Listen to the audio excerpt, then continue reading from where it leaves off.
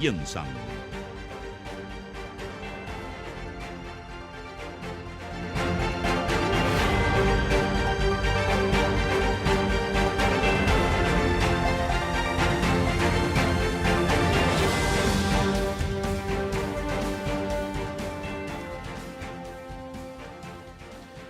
Bueno, queremos conversar sobre cómo va el debate sobre pensiones, que ustedes saben ha sido un debate súper trabajoso, y para eso saludamos a esta hora de la mañana y le agradecemos por estar conversando con nosotros al diputado integrante de la Comisión de Trabajo y Seguridad Social, Andrés Giordano. ¿Cómo está, diputado? Muy buenos días. Muy bien, ¿y tú? Buenos días a todos nuestros auditores.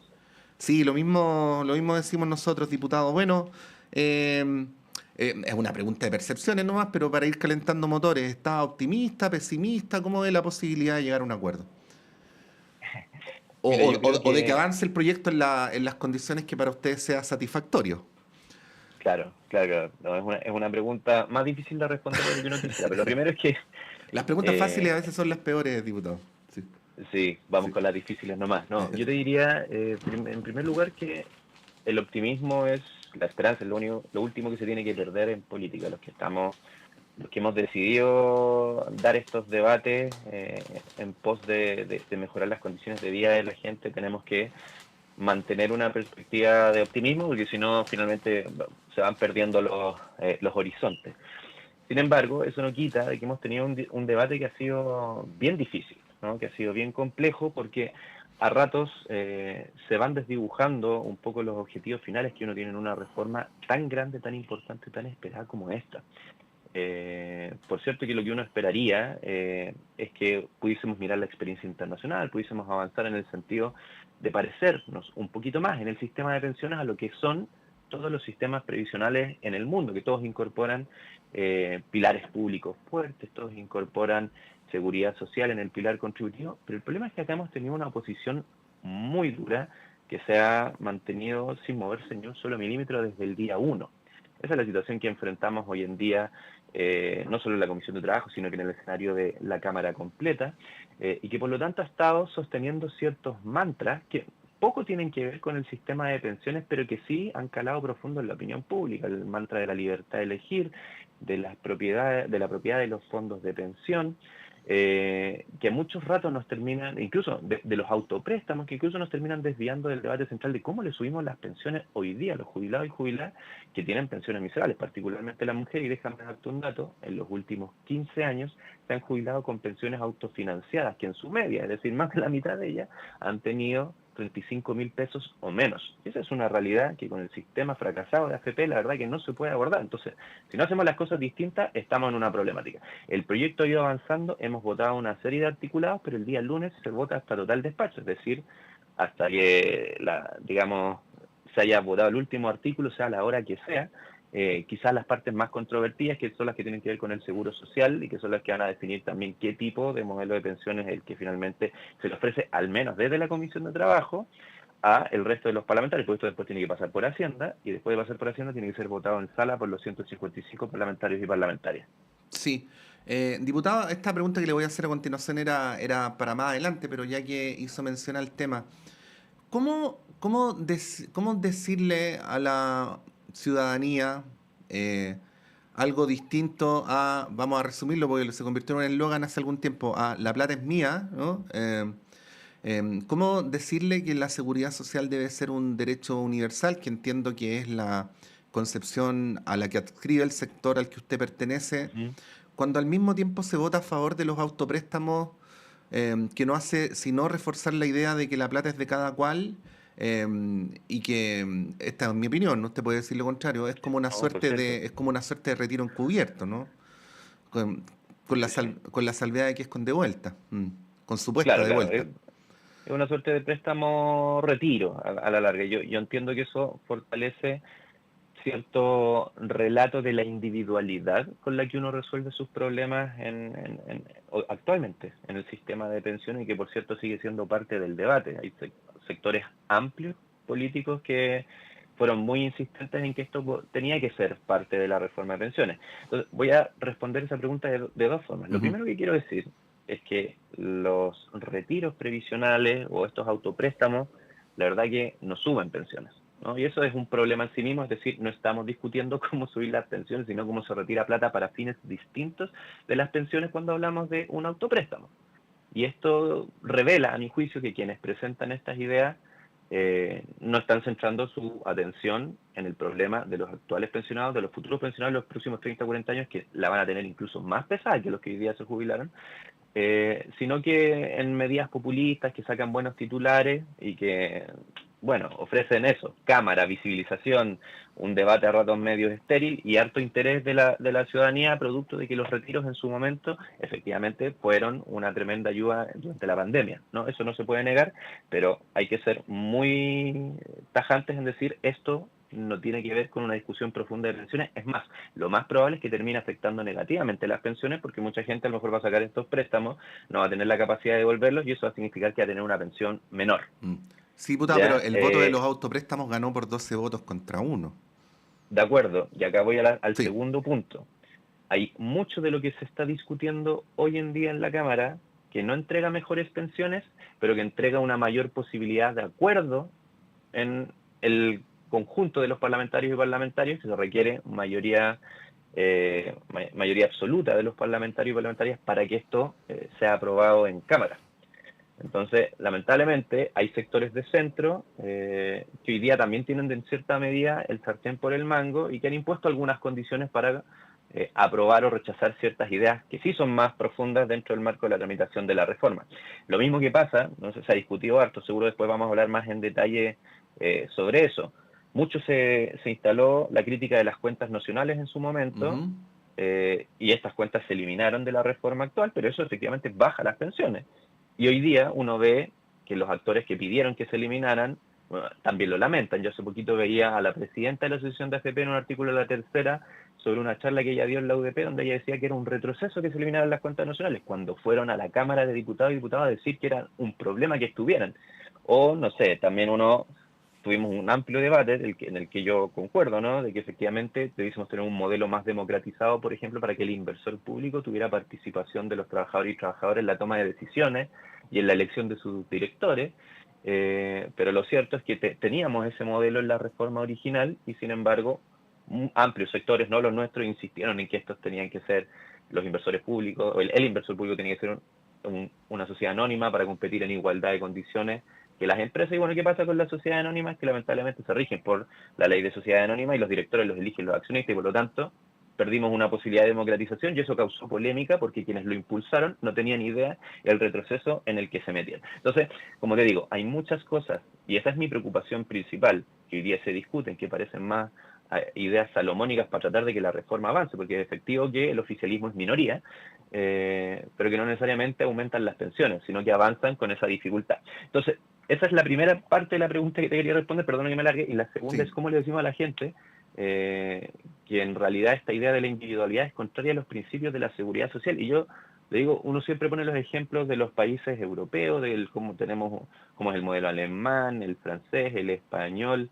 el uruguayo, que son todos sistemas que incorporan pilares públicos, solidarios, etcétera. Pues ¿sabes qué? Vamos más cerquita, vámonos a Chile y miremos el sistema previsional de las Fuerzas Armadas y de las fuerzas de orden y seguridad. ¿Qué tipo de sistema tienen los gendarmes, las Ujú. policías, los militares en todas sus ramas? Y lo cierto es que ellos tienen un sistema 100% público, un sistema donde no hay libertad de elegir con entidades privadas que no existen, lo administra eficientemente y diligentemente el Estado, tienen un sistema donde las cuentas no son privadas, donde no tienen propiedad de los fondos, ni libertad, entonces, como habíamos dicho, de buscar una entidad distinta que Capredena y Diprega que les administre los fondos. ¿Y sabes qué es lo que tienen ellos? Tienen pensiones decentes. Y Sí, ellos conocen la seguridad social. diputado. Cuando nosotros Sí. queremos nivelar, quisiéramos nivelar, sacar un poquito de la experiencia de esos sistemas previsionales que tienen solidaridad completa y que entregan pensiones en su promedio superiores a 1.200.000 pesos. Sí, eso lo sabemos, ¿ah? Y no quisiera alargarme demasiado porque quiero volver a la reforma, pero fue el mismo sector el que en su momento defendió los retiros, ¿no?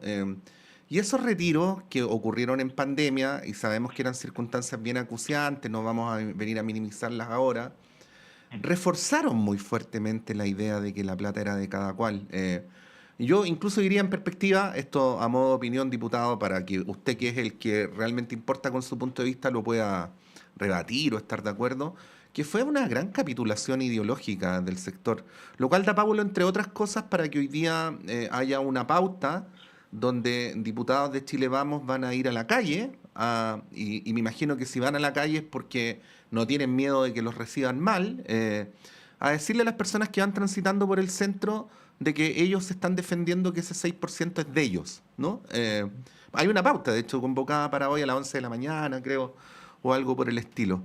Bueno, es en ese contexto en el cual se da esta discusión con las adversidades para el sector al que usted pertenece que describe. Ujú. Eh, eh, sí. Sí, sí, o sea, bueno, efectivamente yo, partiendo por lo primero que dijiste, claro, yo creo que hay un impacto respecto de la lógica de los retiros, pero que son lógicas también bien excepcionales, ¿no? Yo vuelvo a insistir, los retiros ocurrieron porque hubo una mayoría circunstancial, no solo de nuestro sector, sino de diversos sectores, porque esto requería reforma constitucional con los antiguos quórum para que se aprobaran los retiros previsionales, es decir, requería una cantidad de votos importantes que se dieron en las circunstancias más apremiantes cuando, pues, si echamos memoria atrás, había una ley de protección del empleo que generó también una disminución de los ingresos, sin contar el desempleo en sí mismo que aumentó y por lo tanto muchas y muchos estuvimos, yo no era parlamentario en esa época, yo era dirigente sindical, y a Ujú. nosotros nos parecía que era relevante encontrar fórmulas desde lo público que no estuviesen horadando la seguridad social de la gente, porque así como uno podía ir por la plata que estaba para las pensiones, porque uno siempre cree que las pensiones son una cosa que va a pasar como muy lejos, también se estaba yendo en ese momento por los recursos del seguro de cesantía y financiando a las grandes empresas desde los recursos que estaban precisamente para momentos donde hubiese cesantía, y uno más adelante, si ya se pone muy creativo, entonces podríamos ir también por los fondos del Fondo Nacional de Salud, por ponerte un ejemplo, ya que Sí. podemos ocupar los recursos de la seguridad social para cualquier cosa. Entonces, yo creo que sí fue un retroceso en términos de la percepción ciudadana, pero también ocurre en un momento que sigue ocurriendo, ¿no? Que sigue estando presente, porque tenemos un sistema previsional de pensiones muy ilegítimo. La verdad que la valoración que la gente tiene del sistema es muy baja porque saben que las probabilidades de tener una pensión ínfima son muy altas. Entonces eso también, creo yo, alentó que uno pensara reiterativamente en los debates en este tipo de retiros previsionales. Ahora, efectivamente, es un retroceso que nosotros lo hemos querido poner en contradicción, como te decía, con sistemas de seguridad social que son mucho más protegidos y que efectivamente cumplen con su propósito fundamental, porque este es un fondo, son ahorros previsionales para la pensión, no son ahorros para las distintas crisis que tenemos, por más de que los hayamos ocupado alguna vez para ello. Y en el sistema, fíjate tú, que yo hice una cosa bien interesante y que revela esa contradicción que también tiene nuestro sector opositor, que hoy día va a estar en la calle tratando de hablarle a la gente sobre toda capitalización individual. Bueno, ellos no revelan una cosa, no revelan que si todo va a capitalización individual, las pensiones de los actuales y de los próximos 30 o 40 años de jubilados y jubiladas, de generaciones de jubilados y jubiladas, no van a tener un aumento de la pensión. Para que exista aquello, tiene que haber un seguro social que tenga un criterio con esos principios y que pueda distribuir recursos para la gente que hoy día o bien no va a cotizar más porque está actualmente jubilada y jubilada, o que derechamente va a tener muy poquito tiempo para la nueva cotización y por lo tanto su pensión no va a subir. Entonces, eso es lo fundamental del seguro social, eso es lo que la derecha y la oposición hoy día no están diciendo. Pero lo otro Diputado, que no sí. están diciendo, Sí. si solo pasar la idea, Sí. y vuelvo a lo del sistema de las Fuerzas Armadas, es que ellos están de acuerdo con este otro sistema, que va a convivir con el nuevo sistema que estamos haciendo. Y yo propuse un proyecto de resolución que decía que las Fuerzas Armadas de orden, las Fuerzas Armadas, todas las ramas de las Fuerzas Armadas tuviesen los mismos derechos, libertad de elegir, propiedad, etcétera, en el fondo que tuvieran un sistema como el que la derecha quiere tratar de que saquemos para la reforma para la población civil. Ellos se opusieron, todos y cada uno de los que hoy día van a estar en la calle defendiendo el 6% de capitalización individual, se opusieron a que ningún militar, ningún uniformado, uniformada tuviese lo mismo. E incluso los propios militares se opusieron y me llegaron una cantidad de mails diciéndome, por favor, nivelemos para arriba, lo que ustedes están, nosotros no queremos nada con la AFP, no queremos nada con un inversor privado, no queremos nada distinto de lo que tenemos. ¿Y por qué es eso? Porque ellos sí tienen la seguridad social, la conocen, nosotros no la conocemos, la población civil, y la defienden. Pero esa contradicción ideológica creo que es mucho más fuerte y es una de las que no se van a hacer cargo cuando estén hablando con cada uno de los civiles, que sí, van a defender supuestamente el 6% de toda capitalización individual, pero van a permitir que los militares que las policías y que los gendarmes tengan un sistema distinto, totalmente distinto, pero que les va a entregar buenas pensiones. Diputado Andrés Giordano, estamos conversando esta hora de la mañana sobre la reforma de pensiones. Bueno, ya sabemos que no hay acuerdo para el 4-2, que era lo que originalmente planteaba el Ujú. gobierno. ¿Usted vaticina que se va a poder construir una mayoría en torno al 3-3? Y dos Sí. preguntas en uno, ¿ah? En la Cámara y luego en el Senado, ¿cómo ve el escenario? Ya, voy a intentar responder esas dos preguntas en uno porque son Sí. bien complejas. Ujú. Eh, Y el proyecto es mucho más ah, complejo que esto, quiero aprovechar de decirlo, porque los medios de comunicación como que estamos muy concentrados en esto y el proyecto es más grande, pero bueno, para ir al punto. sí, el proyecto es más grande y ha avanzado en cosas sustantivas, ¿no? Mm. Entre eso se separó la industria, lo que significa que las AFP, como las conocíamos, con este monopolio, no va más, ¿no? No existe más y además ya tenemos consolidada la entrada de un actor público al sistema y una única cara visible del sistema también, que lo van a hacer las AFP tratando de venderle a uno la pomada que se esté cambiando permanentemente. Entonces, hemos tenido avances en otras áreas del proyecto que son fundamentales, pero evidentemente toda la atención está en la distribución del 6%, que es quizás lo que modifica más estructuralmente el sistema. Y mucho se ha preguntado, efectivamente los medios me han preguntado mucho por la fórmula del 3-3, en circunstancias de que hoy día estamos discutiendo una distribución de 1-2-3, con un 1% dedicado específicamente a fortalecer y mejorar las pensiones de las mujeres, con un 3% a seguro social y con un 2% que se ha cedido a capitalización individual.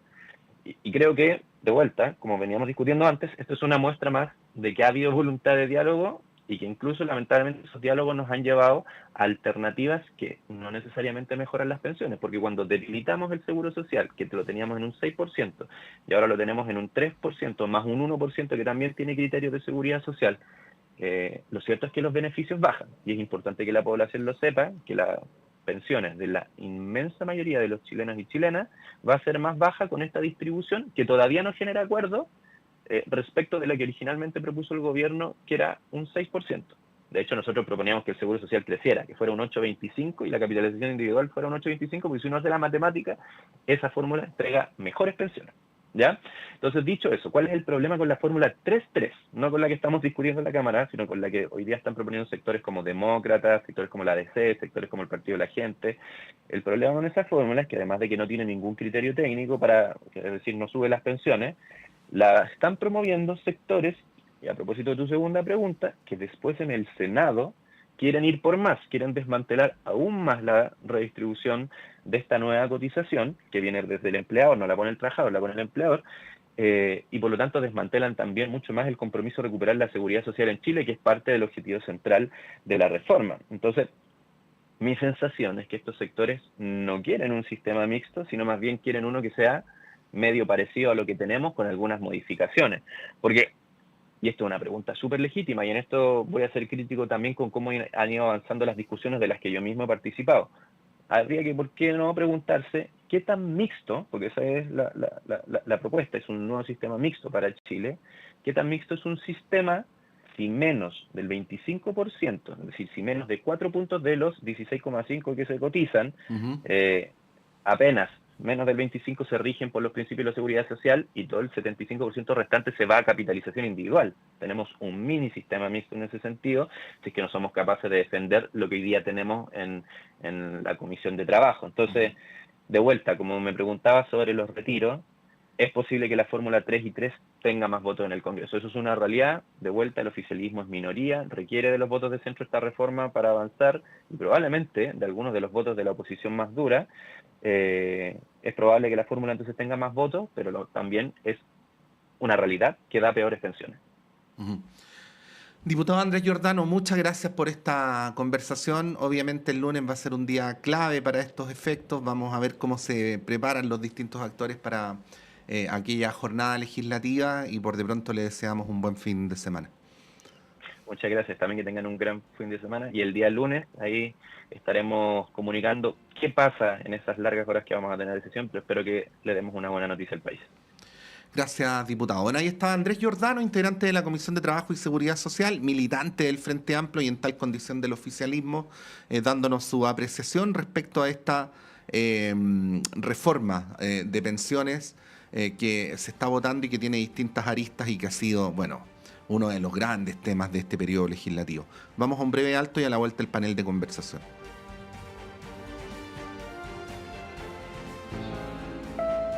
Sala Máster de Radio Universidad de Chile los quiere invitar este viernes 19 de enero a las 19:30 horas a la presentación del disco Todas Voces, el quinto álbum de Orquesta de Poetas. En vivo y en directo desde este icónico escenario podremos escuchar varias voces femeninas junto a destacados músicos chilenos en la composición y grabación de canciones de poemas chilenos y